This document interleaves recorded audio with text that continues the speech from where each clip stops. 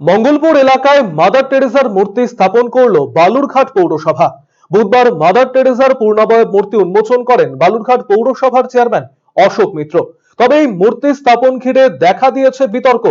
মঙ্গলপুরের যেখানে মূর্তি স্থাপিত হয়েছে সেই মোড়ে বিজেপি মোড় বলে পরিচিত বালুরঘাটবাসীর কাছে, সেখানে বিজেপির কার্যালয় থাকায় সেই এলাকার নাম হয় বিজেপি মোড়। বিজেপির অভিযোগ, বিজেপি মোড় নামটি পাল্টাতেই পৌরসভা উদ্দেশ্য প্রণোদিতভাবে ওই স্থানে মূর্তি স্থাপন করেছে। তবে বালুরঘাট পৌরসভার চেয়ারম্যান অশোক মিত্র জানিয়েছেন, বালুরঘাটবাসীর দাবি মেনে মঙ্গলপুরে মাদার টেরেসার মূর্তি বসানো হয়েছে। চক্রান্তের অভিযোগ উড়িয়ে দিয়ে তিনি বলেন, মাদার টেরেসার মূর্তি বসানো নিয়ে বিজেপি বিরোধিতা করতে হয়, তাই বিরোধিতা করছে।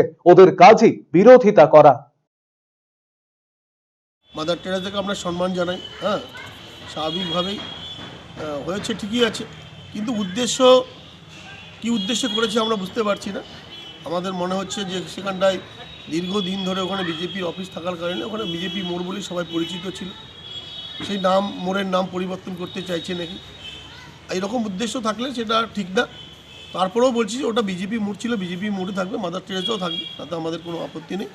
কিন্তু তৃণমূল কংগ্রেস বা তার পরিচালিত পৌরসভা আসলে বিভিন্ন ক্ষেত্রে বিজেপির ভূত দেখতে পাচ্ছে, সেই বিজেপির ভূত তাড়ানোর জন্য ওটা করছে। আদতেও এখানে বিজেপির ভূত তাড়ানোর পারবে না। এবং আপনারা জানেন যে বিশ্বজননী মাদার টেরেসা তার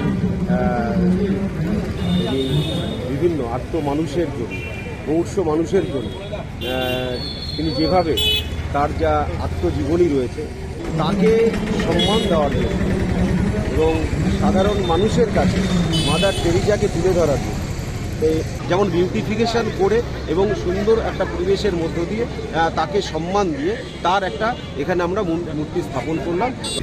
নামকরণ দেখুন, মানুষ জায়গার সৃষ্টি করে, মানুষই জায়গার ধ্বংস করে। সুতরাং কোনো কিছু তৈরি করার ক্ষেত্রে মূল কারিগরই হচ্ছে মানুষ। এবার দেখুন, মানুষ চাইছিল এখানে যে মাদার টেরেসার মূর্তি বসানোর জন্য, তাই মানুষের সেই দাবিকে মান্যতা দিয়েই আজকে আমরা এই জায়গাটাতে মাদার টেরেসার মূর্তিটা